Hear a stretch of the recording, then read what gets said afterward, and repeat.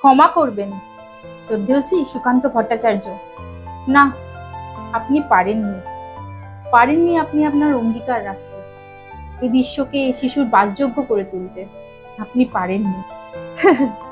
বরঞ্চ এই বিশ্ব হয়ে উঠেছে রক্তখেকো, নৃশংস, বিকৃত মনুষ্ক, মানুষের মুখোশের আড়ালে লুকিয়ে থাকা পশুদের বাসভূমি। এরা দানব, এরা মানুষ হতে পারে না।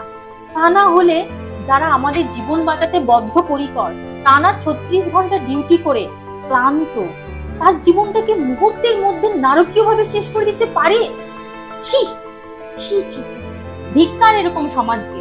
এর পরেও তড়িঘড়ি করে একটা সিভিক ভলেন্টিয়ারকে ধরে সবার চোখে ধুলো দিয়ে তাকেই একমাত্র দোষী প্রমাণ করার চেষ্টা, সবকিছু তথ্য সবকিছু লুটপাট করে নষ্ট করে দেওয়ার চেষ্টা।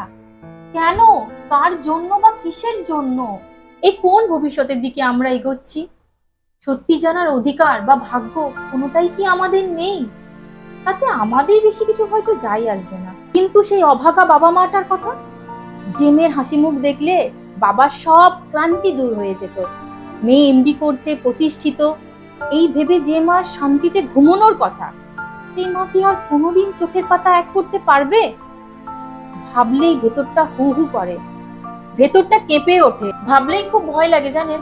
আমরা পারবো আমাদের চোখে হারানো সন্তানকে উচ্চ শিক্ষায় শিক্ষিত করার জন্য আমাদের থেকে দূরে পাঠাতে? তারা ভালো থাকবে তো? আমরা যখন থাকবো না, এই সমাজ তাদের ভালো থাকতে দেবে তো? কি সমাজ দিয়ে যাব তাদেরকে আমরা? কি অন্যায় করেছিল মেয়েটা? হ্যাঁ, খুব অন্যায় করেছিল। কারণ রাতের বেলায় একা বাড়ির বাইরে একটা মেয়ে থাকাটাই তো অন্যায়, সে যতই অন ডিউটি ডাক্তারই হোক না কেন, তাই না? এই সোনার বাংলায় এটাই তো মেয়েদের অবস্থান। হয় তার পোশাকের দোষ হয়, তাহলে সে রাতে কেন বাড়ির বাইরে একা ছিল তার দোষ হয়। ছি, ভাবতেই অবাক লাগে যখন এসব কথা আজও তথাকথিত প্রতিষ্ঠিত শিক্ষিত মানুষের কাছ থেকে শোনা যায়। আরে মশাই, লোকের মেয়েকে রেস্ট্রিকশন না শিখিয়ে না নিজের ছেলেকে লিমিটেশন শেখান, তাহলেই সমাজ উন্নত হবে। এইরকম ঘটনাকে প্রশ্রয় দিয়ে প্রতিবাদকে দমিয়ে দেওয়া হয় বারে বারে। মনে রাখবেন, এইরকম যদি বারবার হতে থাকে না, তবে এই দেশটা বাংলাদেশ হতে বেশি সময় নেবে না। আরে ভাই, এটা আমার দেশ, আমার রাজ্য, আমার মাটি, তবু আমি কেন নিরাপদ নই? জননী জন্মভূমিশ্চ স্বর্গাদপি গরীয়সী, এই কথাটা কি মিথ্যে হয়ে যাবে?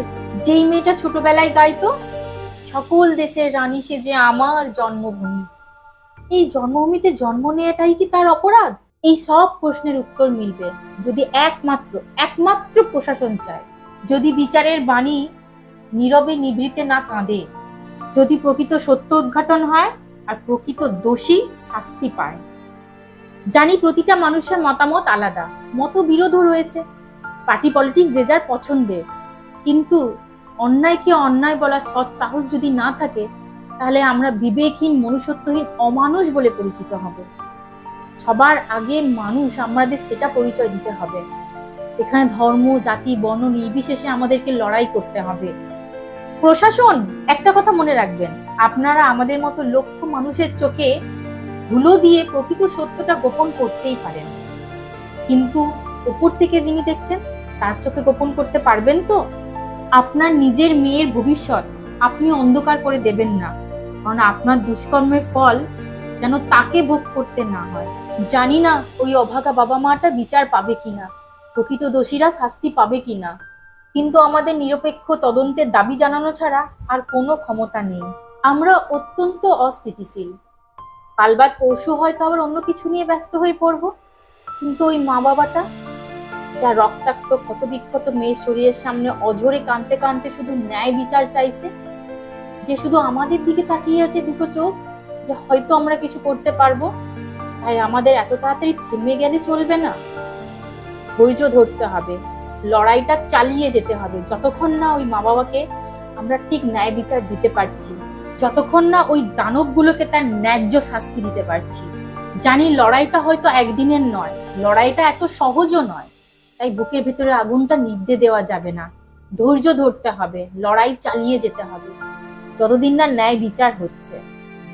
আমাদের লড়াই করতে হবে সবার জন্য, নিজের বাড়ির মা বোনেদের জন্য আর নিজের জন্য। জয় হিন্দ।